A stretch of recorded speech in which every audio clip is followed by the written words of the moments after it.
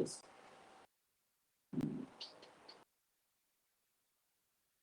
I have to span a bigger field. Maybe this will work now. X. I just put it in brackets because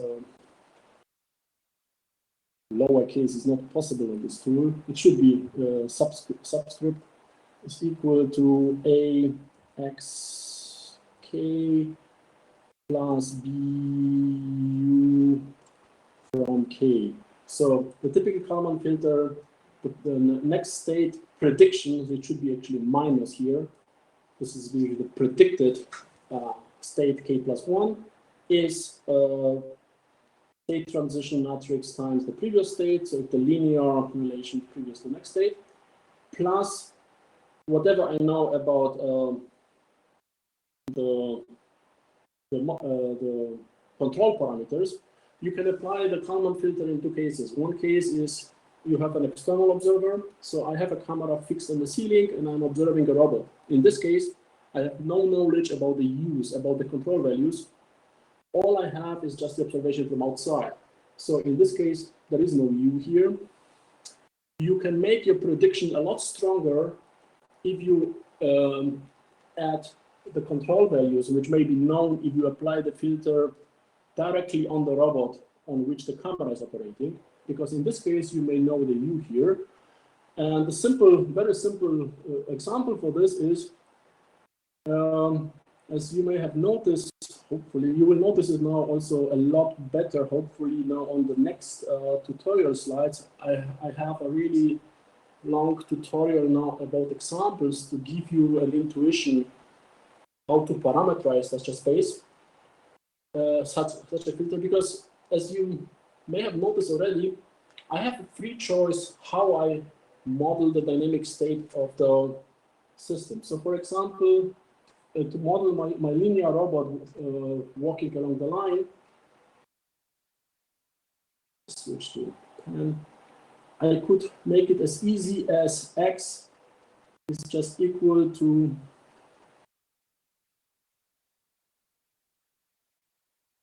position. So this would be the simplest state representation for such a linear robot walking in one-dimensional space. My system does not know anything about velocity, does not know anything about acceleration, and as I was explaining on this in the lecture, this just means, of course, that if I have a linear motion somewhere,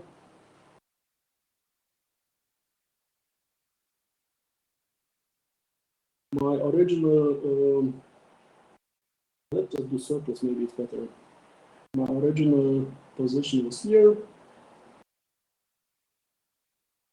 And now my next position is here. This is where the robot jumped. Now, of course, my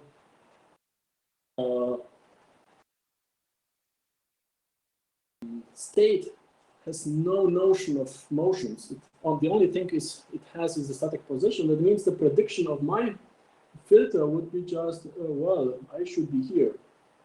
So this is where what my filter would be predicting. This is what my camera would be telling me.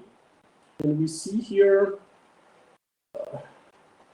that we make a large error, and this error is represented in large entries in the matrix Q. So if I choose basically a very simple state and use just my state transition matrix for prediction, I will need to put a very large Q in this equation calculating the next covariance matrix. So it's basically AP, A transpose plus Q. So my system will flatten very fast, and this is pretty obvious. It should also, just because my system has really bad motion representation of what's happening in the world. Now, I have two choices. One choice is, of course, providing a better state representation. That means add additional motion parameters. usually higher derivatives of my position. So the first derivative would be the next step, to have position and velocity. Maybe add also the second derivative, have position, velocity, acceleration. The more parameters I add, the closer my prediction will be jumping.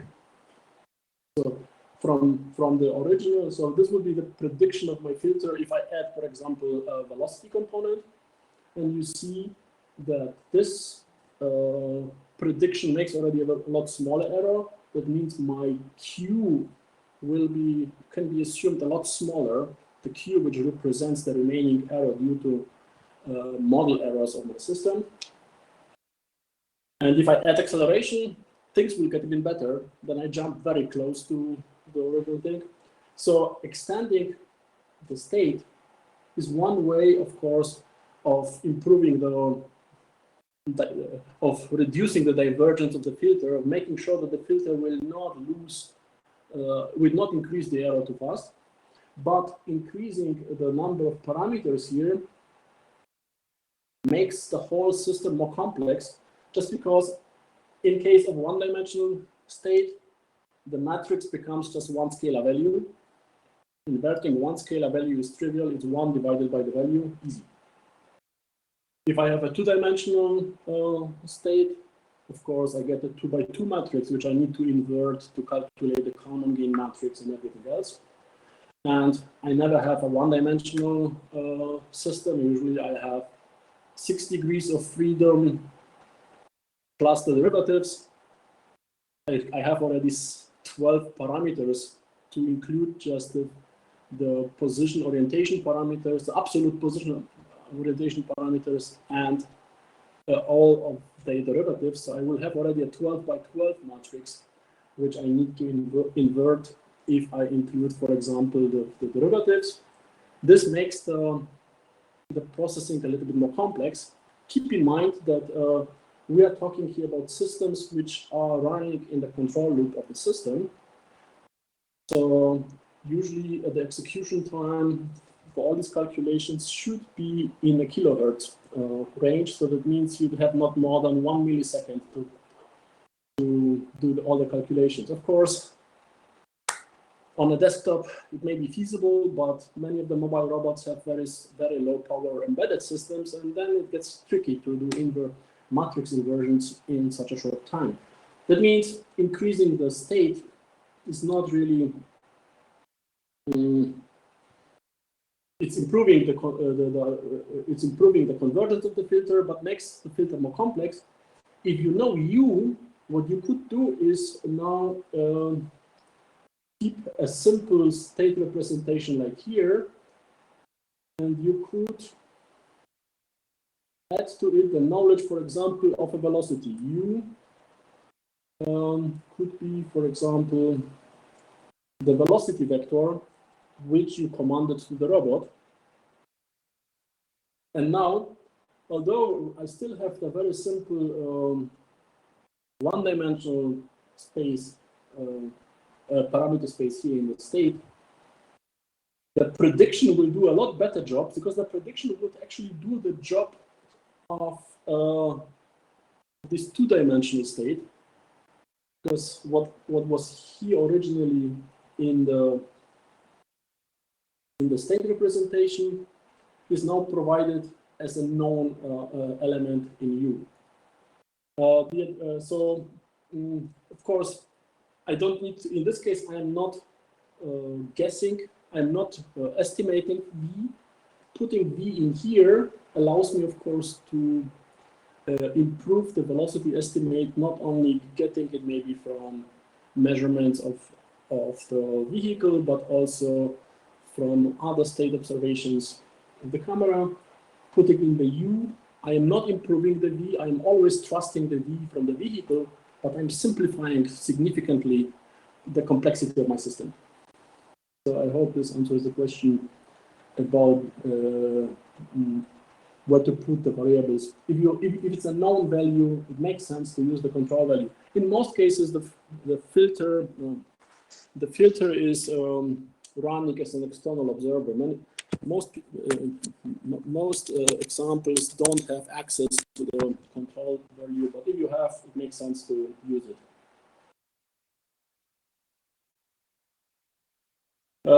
Can you explain how to form matrices A, B, and H?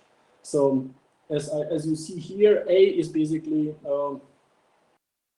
the matrix which combines the state with the previous state with the next state. And if I have, what I have here is on one hand, velocity. So the way you do the A is basically you think about how to combine, for example, the velocity. Again, it should be subscript. I put it in parentheses here. What's the velocity vk plus 1? How can it be calculated from my current state representation? Let's just assume for here that I'm having, because you know the one-dimensional filter is very easy. If it's just P, then what makes sense is just basically put A as 1. What the filter is predicting is what I was showing here. I am where I was before. If I have a filter which has a little bit more complex structure, which has basically P and V, and it's supposed to be transposed, of course, so it's supposed to be a column vector. If I have something like this, I need to estimate on one hand the position and on one hand the velocity. So what's the velocity in the next step if my state representation does not know anything about accelerations? If there is no acceleration, then the velocity in the next step is the velocity of the previous step. There is no acceleration in the system. And what's the position in the next step? Oh, sorry, one is basically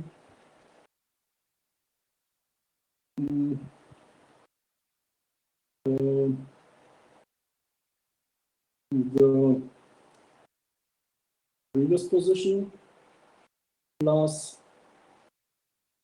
integral over the velocity over the step delta t. Since it's a constant velocity, the velocity is constant, so I get basically delta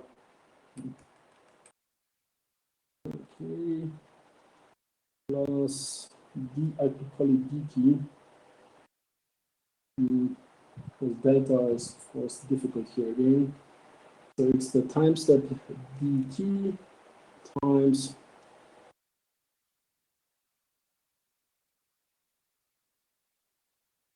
vk.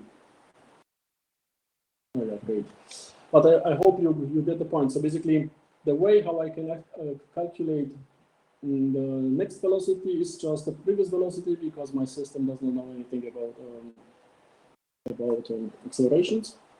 And to get position, I need to integrate the velocity over the step dt. The integration would give me this, and I need to add the integration constant to it, which is my position at the beginning of the step. I think it should be pretty obvious how this is where this is coming from. And now I can write my A, state transition matrix.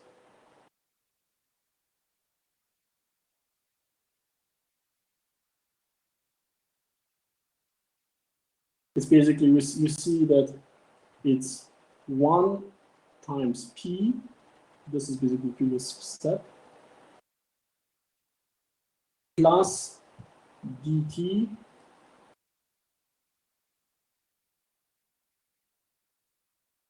times the velocity.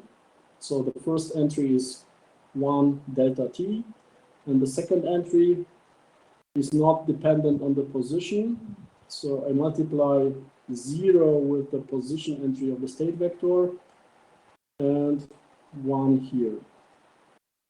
So basically, I need to write the motion equations for my system, and I derive from them basically now the entries just by taking the parameters of my system out of the equation and leaving the multiplier in the matrix. Maybe before we go deeper, I think the examples of Kalman filter I provided you today should make it a lot clearer, because there is really a long explanation of how to choose the state, like when should I choose P, when I should choose PV, when I should choose PVA, and so on.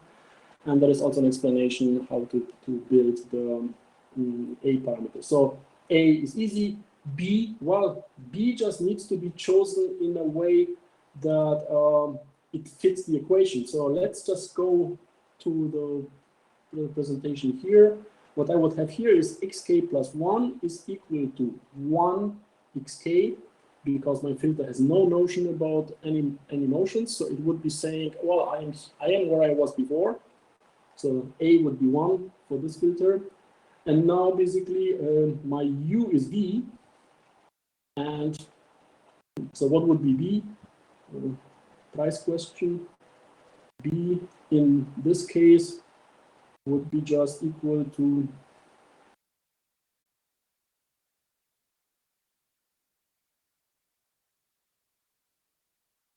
dt.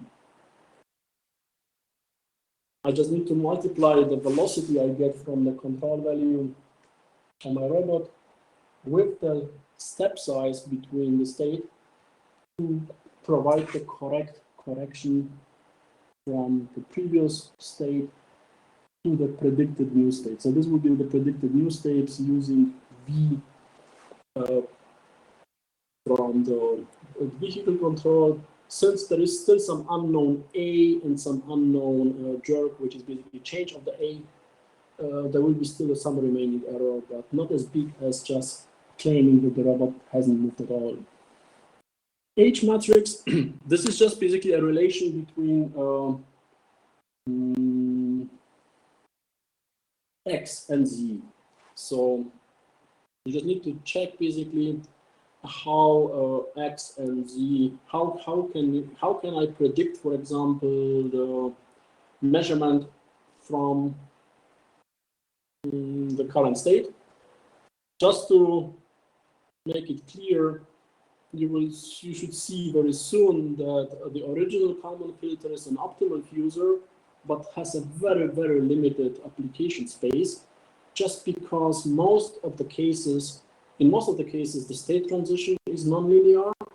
So there is not just a linear dependency on the parameters. It could be, for example, a very simple system like this could be that you have a robot, for example, which has a state which is position, velocity, position X, position Y. So this is a two-dimensional case,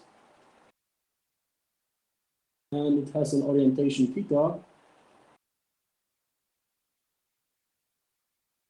And if you write the state transition matrix, suddenly you will notice that the new state is dependent on sine theta, cosine theta, because you have to project the current motion vector around the current orientation.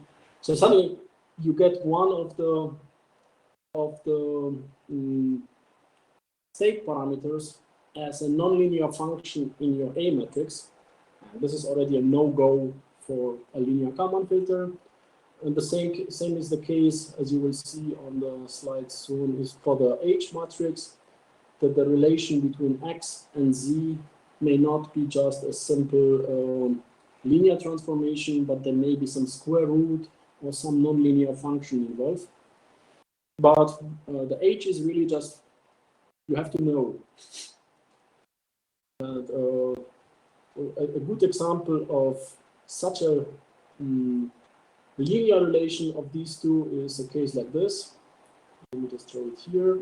We have Z equals to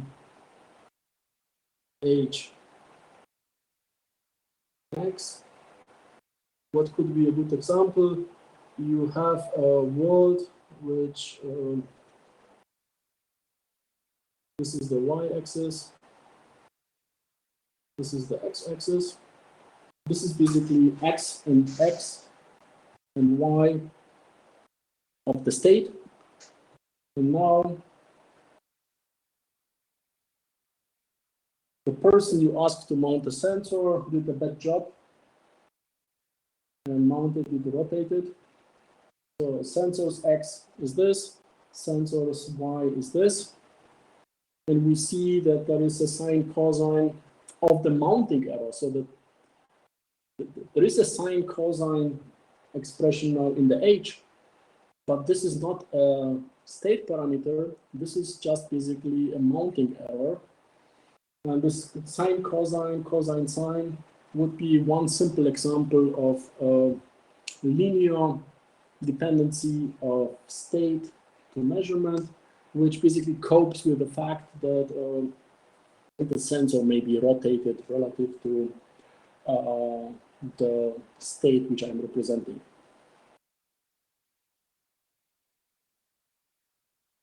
How can we correct drift in our sensory data? Well, I'm looking now at your questions again. So how can we correct drift? A drift correction is basically what happens in the update state. So, sorry, could I just ask the question?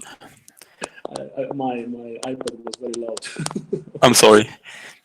Yes? So if you maybe could go to slide number 15. Well, I need to upload the slide number 15 first, just a moment.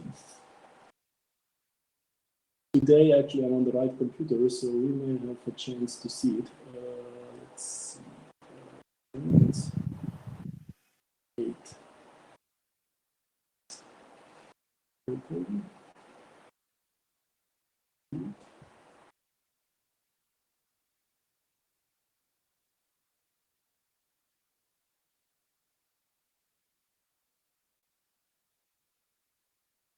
Yeah. Start with 75. Hello?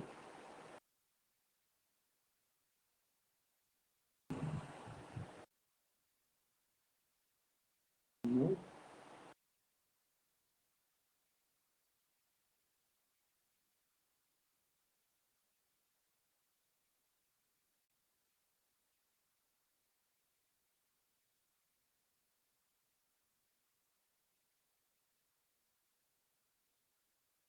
Just a moment. I hope it still survived.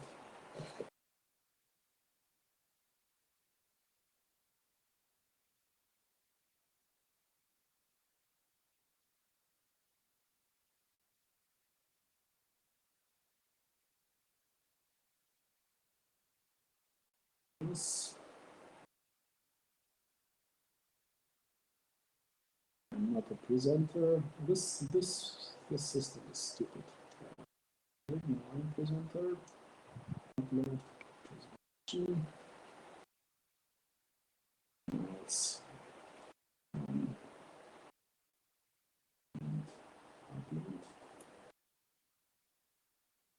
See if I'm more lucky now.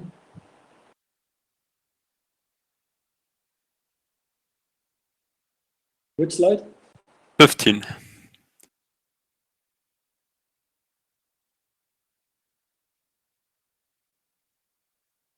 Make it bigger for me. Yeah. Is this 15? No, it's 12. Okay.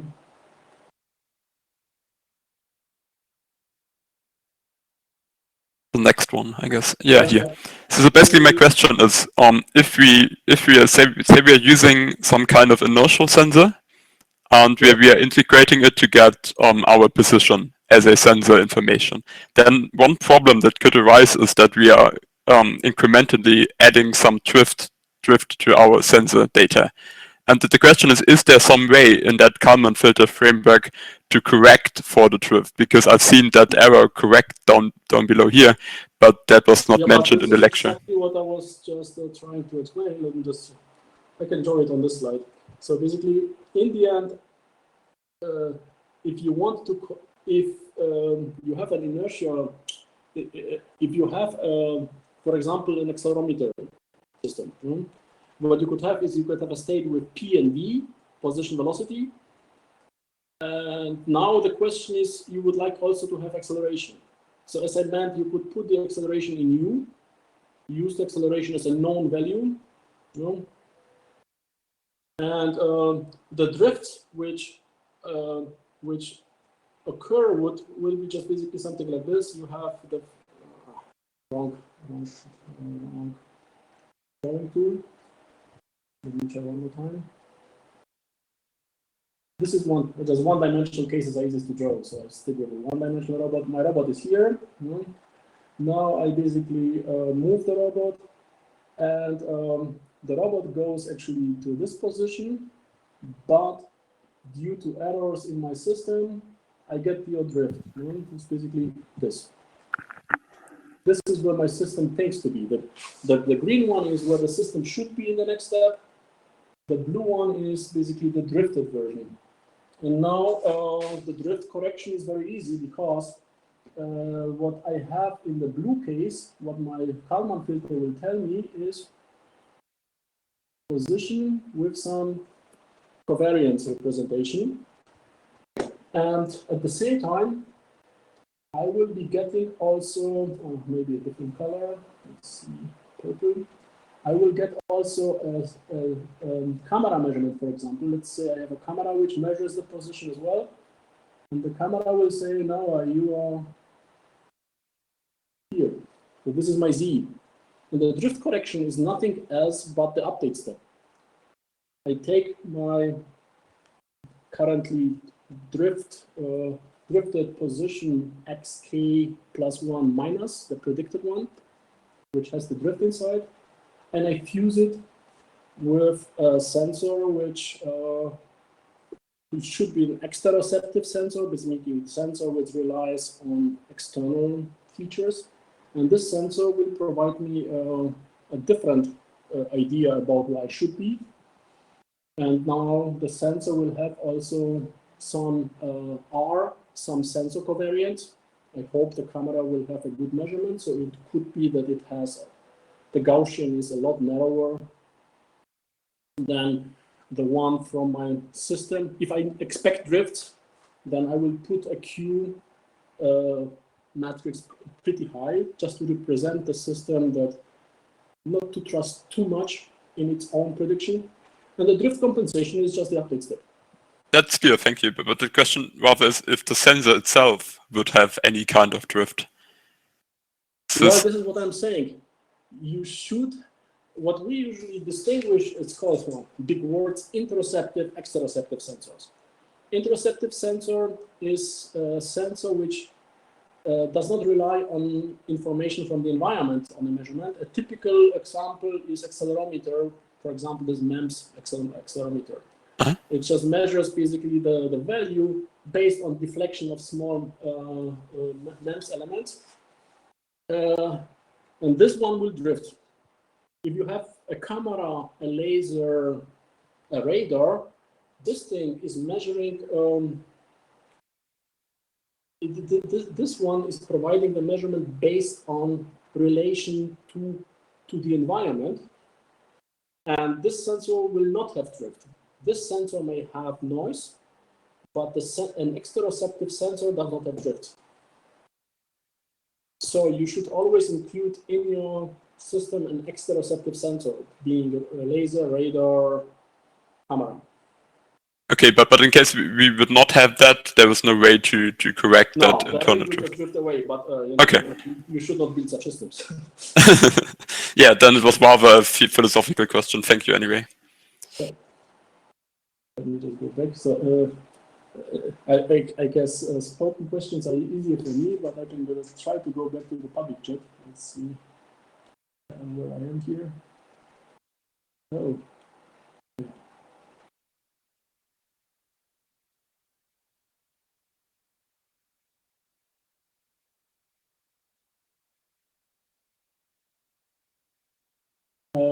So there is a question why extended Kalman filter is not optimal.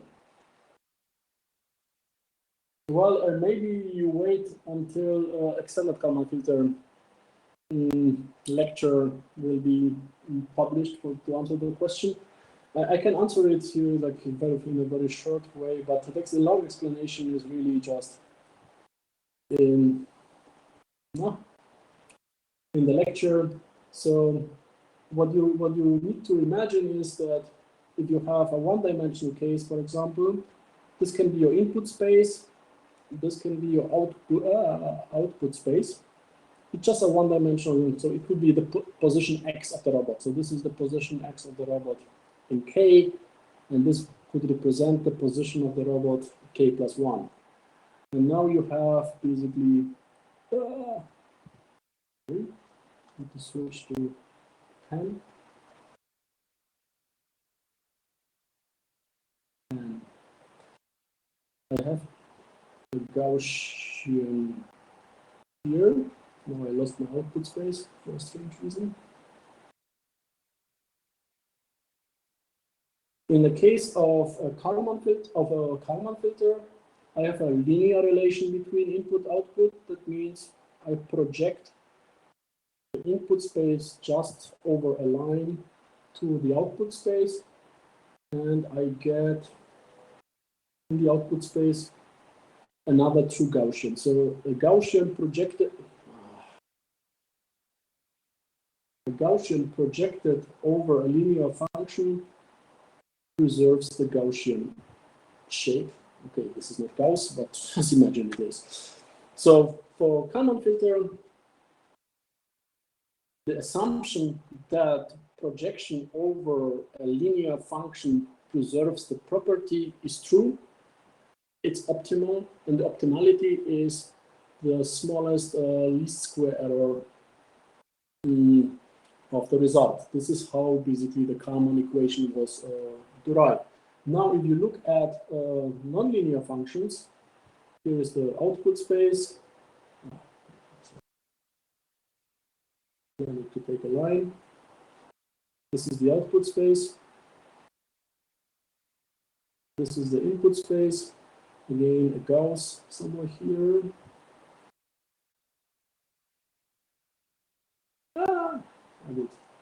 Gauss. Now I don't have the case of a linear function, but I have some non-linear function, which is not a line, but some shape. If the non-linearity is not big, or if I'm operating this in a local region, then projection of the input Gauss to the output is, okay, my Gaussian don't look as Gaussian anyway. It's still something which resembles the Gaussian pretty well. So I'm using the extended Kalman filter, I assume that the Gaussian is preserved through the projection over the nonlinearity here. But since I neglect higher order terms of my function description, I lose the optimality here.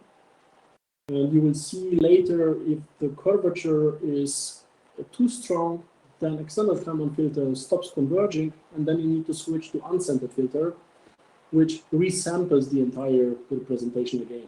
So the optimality is just due to the fact that extended Kalman filter, as you will see, is using the Kalman filter framework, and it's linearizing the nonlinear function using Jacobians. So it uses the term optimality. About RRT star, after arrived at the goal, we still generate milestones.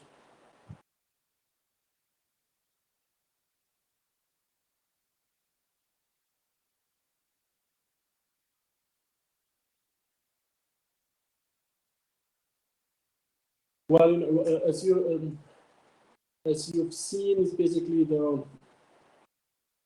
you start reducing basically the scope in which you generate the segments. So the segment lengths become smaller and smaller. As you could see, like at the beginning, you make in RRTs these big jumps, and then once you're closer, you just start having these smaller branches. If you do RRT basically as a roadmap, then you start with long jumps through the environment just to have kind of this high connectivity highways, and then you just start reducing with the high iteration number the length of the segments to come close. And if you're close to the goal, so the roadmap, which of course does not know the goal, so but if you're close to the goal, then you can start directly using the connection. Okay, thank you. Also on the lecture one.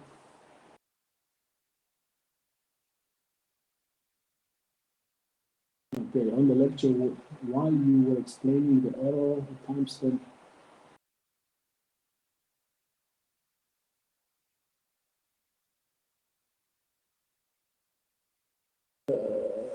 Which slide is it? David G. Can you tell me which slide it was? Or did he already give up? So I will not load the lecture now. This will just kill the entire system. Or maybe it's the question answered already.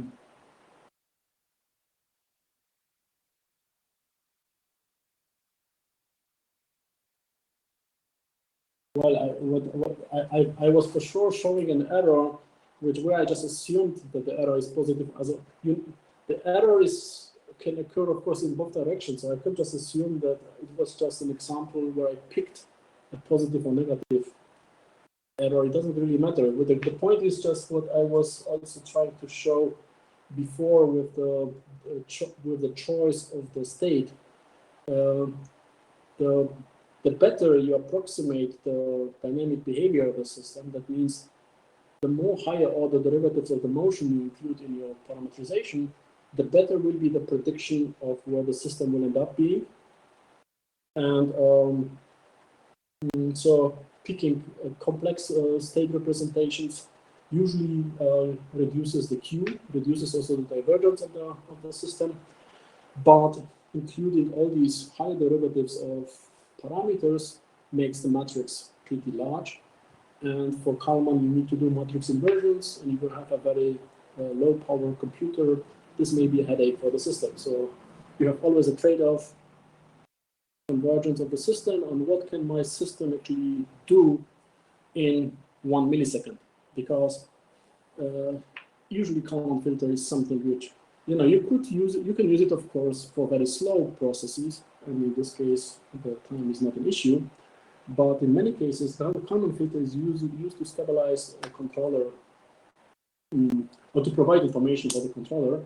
And controllers usually run with around 1 kilohertz or even more. Regarding lecture 8 in slide 14, in the derivation pk+1, we said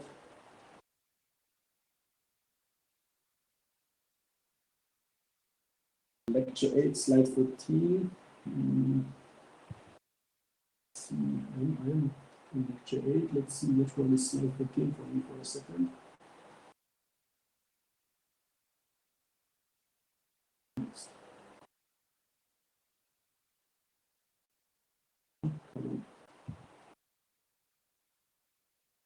What's the question? I'll see where the slide is. I need to check what the question is.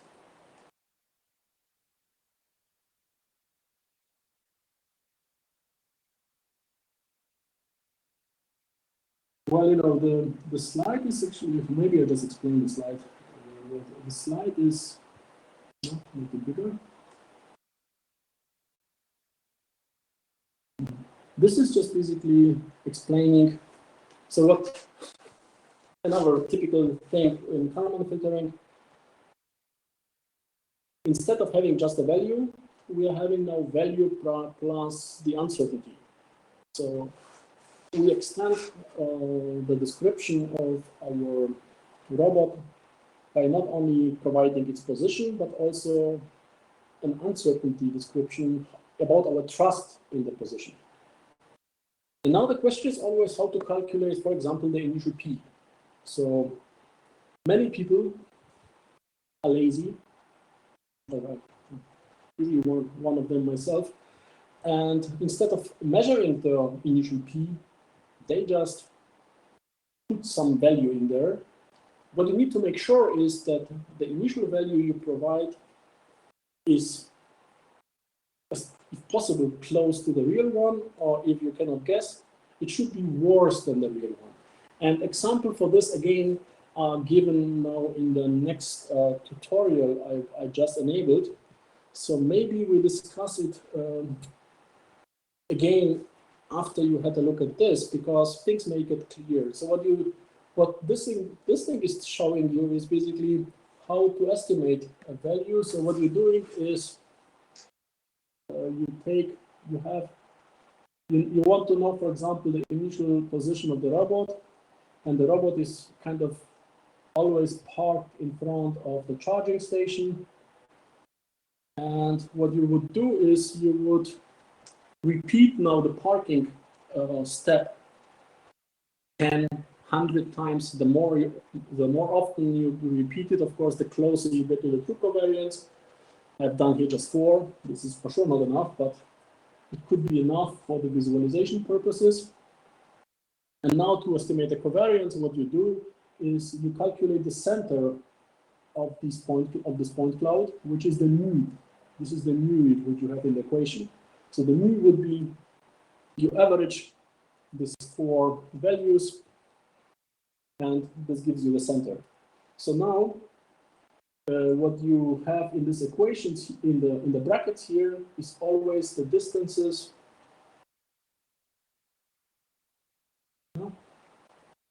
between mu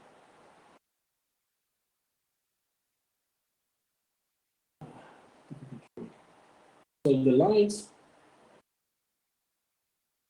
I'm drawing now are basically, the first line would be the distance between the mu and the first feature, the second line would be the distance between mu and the second feature, and so on. So this is basically the variance of your input. So the measurement vary basically relative to, since it's a zero mean assumption. If I would repeat it infinite number of times, then the mean value of all these repeats should converge to the true value. This also means that my average value mu is a good approximation of the true value if it's a zero mean system.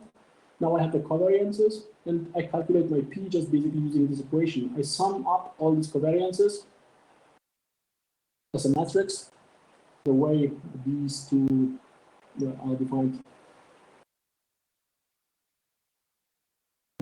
Give us a matrix, and then we divide it by the number of elements, and this gives us a variance. So this would be just the representation of the variance of the input. And what you see here is the derivation of the prediction of the covariance,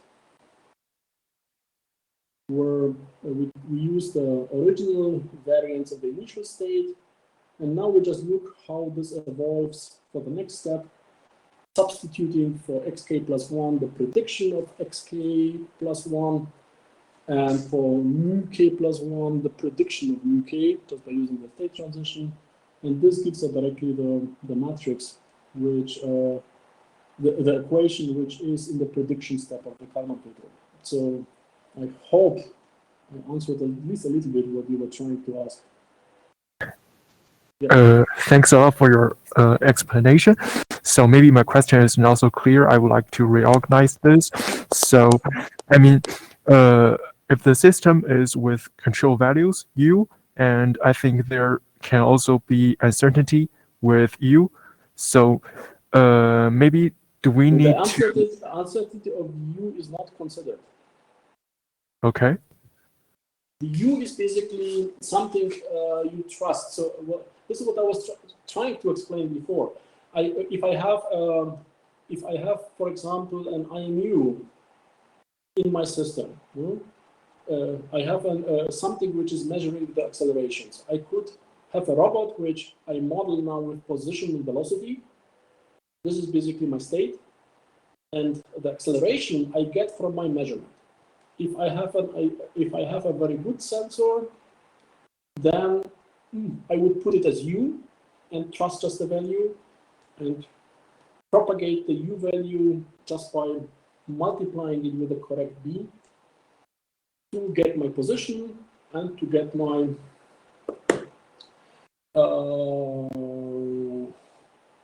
velocity. No? If my A is very uncertain, so if I don't trust my accelerometer too much, what I usually do is I add the A not as a U, but I keep the A as a state parameter. So I will have now PVA.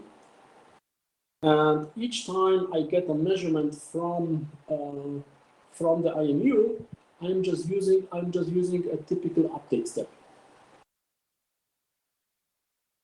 I treat now the acceleration also as something I measure. Do you understand what I'm trying to say? Okay, I think I. So basically, things which you don't trust are basically in the state parameters. Things which you trust are control vectors which you. But you will see that even though you may have some noise on some of the measurements, the observation from outside is often doing a lot worse than the noise you are seeing. You can always put all the parameters into the state, because if you have just acceleration as an input, you may have different measurements provided. So you may have an H matrix which provides just acceleration, and you may have another H matrix which is used when you provide a measurement from the camera. So the state may be updated with different sensor inputs, and the way it's updated is defined by the H matrix, which relates the state parameters to the measurement. Long story to confuse everyone. What else? Well, as I said, I would really, if it's not clear how to use, that's why I have like the 75 slides, I think, 75 minutes. I don't remember now. I have a long Kalman example lecture now, which is exactly designed for you to get a better understanding how to choose A, how to choose X, what does A mean, and also how the filter responds, depending on like what I have here. There is an example. This is a typical example used in Kalman filtering. Is, for example, a water tank, where on one hand you try to estimate just basically the filling state of the tank. So in this case, you kind of estimate the static value, and then you just use the simple Kalman filter with just the level. And now you have a tank where you can fill the water in or release water and things like this. Just have a look at this, and if it's still unclear, we can discuss it in the next round, because it could become clearer maybe through the tutorial. Is there also a chance to ask a question about lecture 7? Yes. So what's the question? It's about slide 10, about the expansiveness of spaces.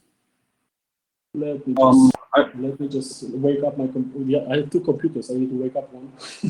All right. Just a moment.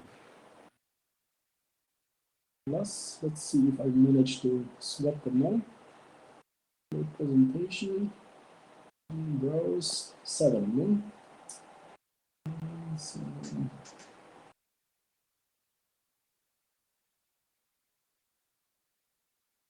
Great. I need to download 7. For strange reason, I was sure that I had the slides. Doesn't matter. Let me just download it for a second. CD.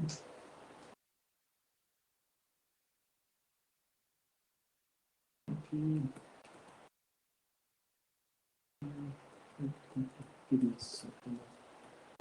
I've seen many of them, but it looks like we never talked about 7 last time, and I added just 8 today. So slides 7 star here.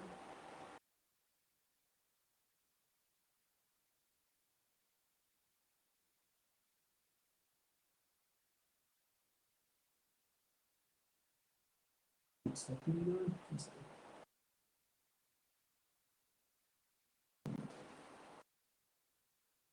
Or maybe ask the question, maybe I can answer without seeing the slides, or do we need the slide? Okay, well, the first one is we had an example for 100% visibility, so no obstacle in the space at 100% all. visibility is an empty room, yeah. Why is beta 1? Because we defined beta as the area C divided by the empty space minus A, which is 0, so it should be division by 0. So well, you know, this is an extreme case. There is no alpha beta because there is no subspace from 2.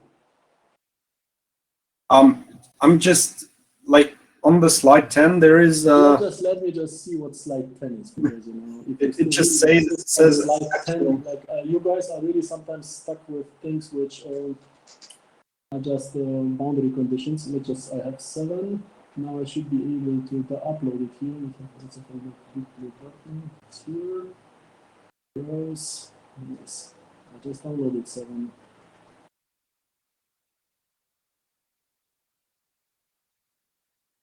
Download it.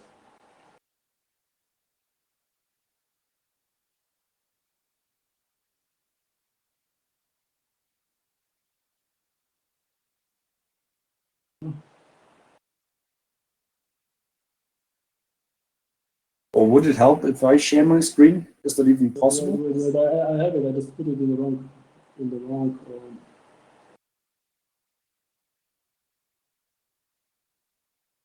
folder.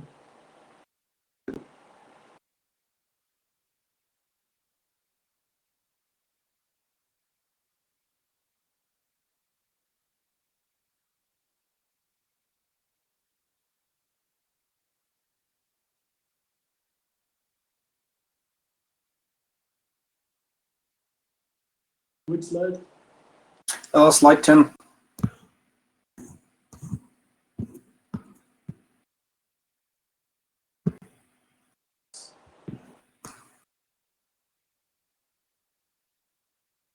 Yeah, because on the left side, it just says that beta must be 1. Okay, someone went overboard here.